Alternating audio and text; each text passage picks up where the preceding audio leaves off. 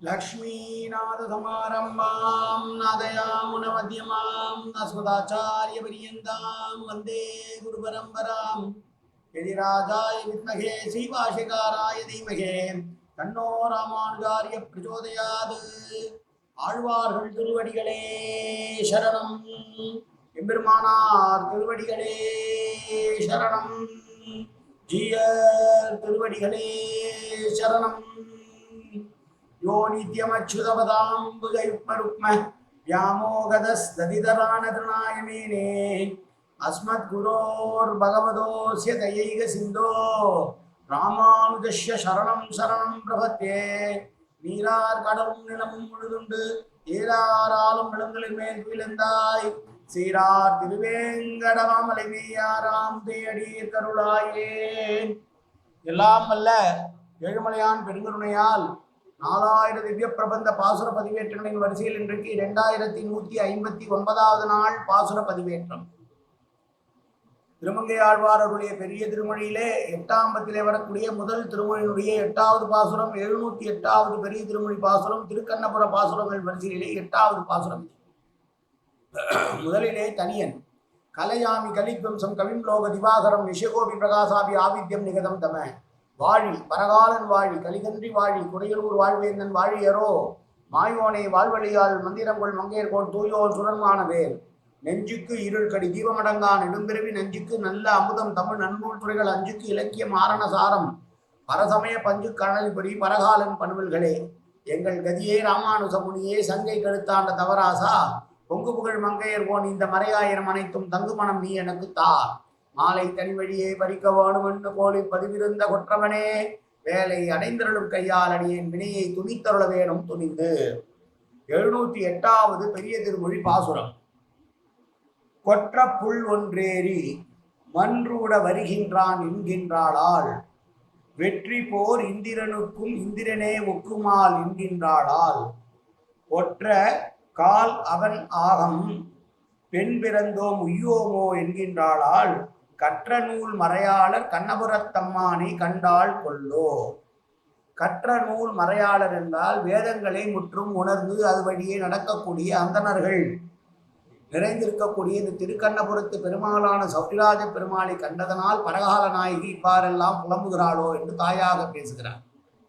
கொற்றம் புல் ஒன்றேறி என்றால் வெற்றி என்பதை தவிர வேறொன்றுமே அறியாத கருடன் என்கிற பறவையின் மீது ஏறிக்கொண்டு என்று பொருள். மன்று ஊடே என்றால் மன்று என்றால் பொதுவாக மன்றங்களை குறிக்கும் சபைகளை குறிக்கும் என்றாலும் கூட இங்கே மன்று ஊடு என்பது திருவீதிகளை குறிக்கிறது. திருவீதியிலே எழுந்து வருகிறான். பல்லாண்டு பாடுகிற பொழுது பெருமாளை கருடனுடைய மேலே தான் பார்க்கிறாரு பெரியாழ்வார். பார்த்துட்டு தான் பாடுறார் பல்லாண்டு பல்லாண்டுன்னு பாடுறார். பெருமாள் தன்னுடைய அத்தியந்த சிஷியனை பார்க்க வருகிறார். ஆனால் சிஷியனோ பெருமாளுக்கு கண்ணுபற்ற போதே அப்படின்னு பல்லாண்டு பாடுகிற போது பெருமாள் கருடன் மீது தான் திருவீதியிலே வருகிறார்.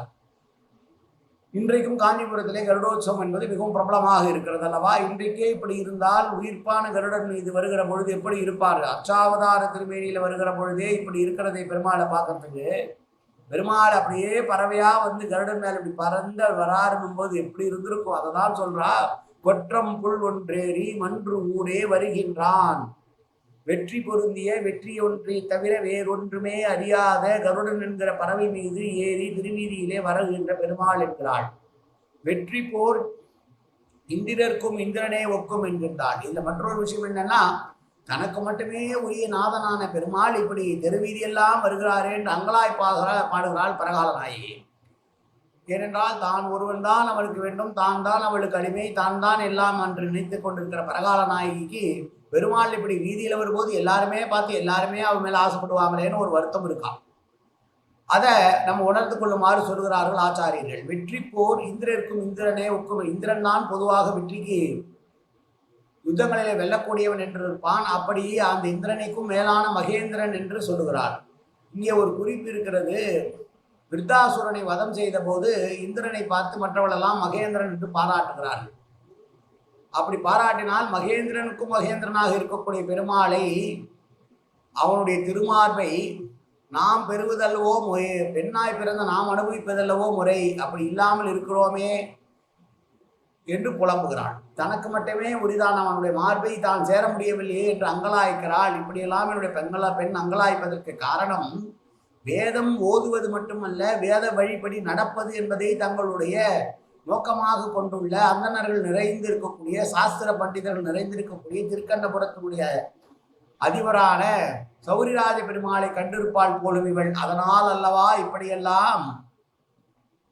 இப்படியெல்லாம் புலம்புகிறாள் என்று சொல்கிறாள்.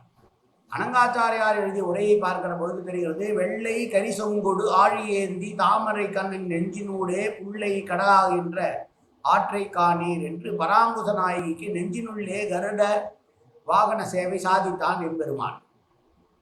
பராங்குச நாயகி என்பது நம்மாழ்வாரை குறிக்கக்கூடியது. அப்படி இல்லாமல் இங்கே பரகால நாயகிக்கு திருவோயோடைய கருட வாகனனாக சேவை சாதித்தான் போலும்.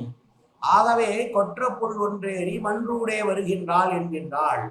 தாகித்தவர்கள் இருந்த இடங்களில் சாய்கரகத்தை கொண்டு வந்து சாய்ப்பாறை போலி என்றொடுத்திக்கே இல்லாமல் என்னை போன்ற அன்புடையாருக்கும் சேவை சாதிக்க பெரிய திருவடியின் மீது ஏறி வீதியூடே வந்து உலாவுகின்றான் காண்பின் என்கின்றாள்.